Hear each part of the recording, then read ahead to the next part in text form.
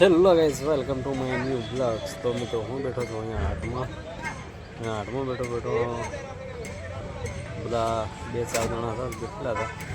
તો અત્યારે વિડીયો આપણે સ્ટાર્ટ કરી દીધો છે અને બજારની અંદર ઉત્તરાયણનો માહોલ બહુ ભરાયેલો છે, એટલે વિડીયો થોડો બનાવી અને બ્લોગમાં બન્યા રહેજો. સંજેલી બજારમાં ઉત્તરાયણ કેવી છે તમને જોવા મળી જશે, બરાબર. અને હું બેઠો છું અહીંયા આગળ અને વિડીયો બજારમાંથી બનાવીએ. ઉત્તરાયણ કેવી છે બજારમાં તમે પણ જુઓ, બરાબર. તો ચાલો જઈએ બજારમાં, વિડીયો બનાવીએ અને કેટલા માણસો છે, કેટલી પતંગોની દુકાન છે, શું છે બધું તો બતાવું. તો ચાલો જઈએ બજારમાં. તો ગાઈઝ, મારો મિત્રોને અમે બજારમાં જઈએ છીએ. પતંગની જે બધી દુકાનો બનાવેલી છે ત્યાં આગળ. તો આપ લોક વિડીયોમાં બન્યા રહેજો. જવા દે પાય તો ત્યારે ઘડી બંધ થઈ જાય, હવે ચાલી ગઈ. ચાલો ચાલો ચાલો ચલો. તો हम लोग जा रहे हैं इधर पतंगनी दुकान है तहीं.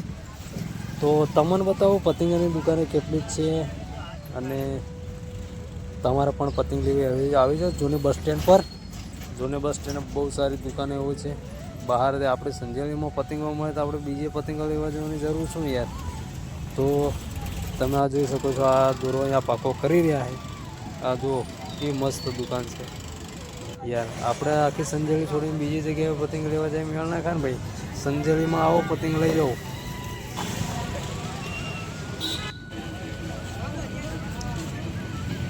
तो गाइस, यहाँ वो मस्त सारी पतंग है. यहाँ भी सारी दुकान है, यहाँ भी सारी है. तो नहीं, यहाँ तो बहुत जूनी दुकान तो खबर नहीं, कमेंट करनी जरूर बताओ. ने यहाँ भी बीजा તમે આવો ને લઈ જાઓ પતંગ. નહીં આવો દોરા પર પાંકા કરી રહ્યા છે. તમારે દોરા લઈને આવા બહારથી લઈ ને. ગાઈસ, આપણે રેતીનો ફેરો એક આવી ગયો હતો, એટલે ટ્રેક્ટર લઈને આવી ગયા છે બાયપાસ રોડ પર.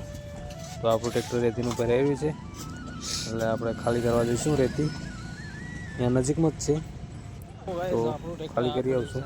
તો ખાલી કરીને આપણે રિટર્નમાં પાછા આવી ગયા છે, બરાબર.